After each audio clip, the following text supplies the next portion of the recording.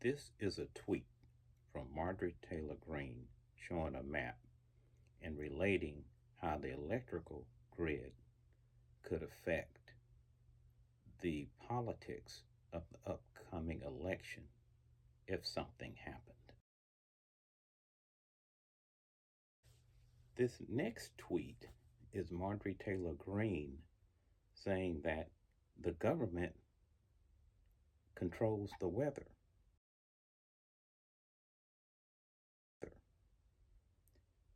And combined with the first tweet, she is basically saying that the Biden administration created Hurricane Helene and sent it to disrupt and damage areas where Republicans lived in the affected states.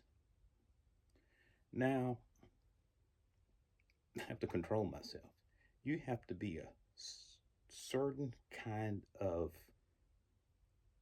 insane, twisted minded individual to concoct that story to pile insult on top of injury to the people suffering where Hurricane Helene struck.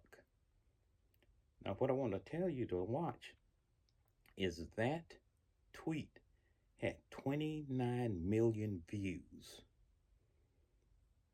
thousands of likes, thousands of reposts. Now, I'm not saying that she's out of her mind because she's playing the MAGA playbook to a T and playing on the emotions of people that want to believe a certain thing, regardless of how outlandish it is.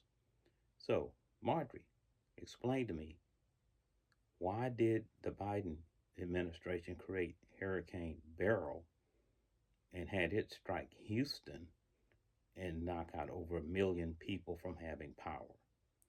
Are you going to say that was a false flag because Texas is not a swing state? I mean, I wouldn't put it past you. That's a deep rabbit hole.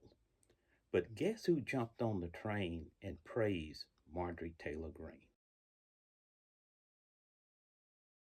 That's right. Good old J.D. Vance.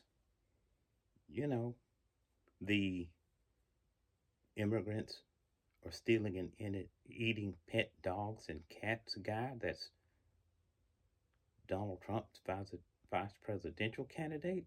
Yeah, he's not above missing a good opportunity to stir up hate and division. So, in conclusion, get Marjorie Taylor Greene out of Congress. Don't ever let J.D. Vance anywhere near the vice presidential office, and keep their orange Jesus Donald Trump away from the White House.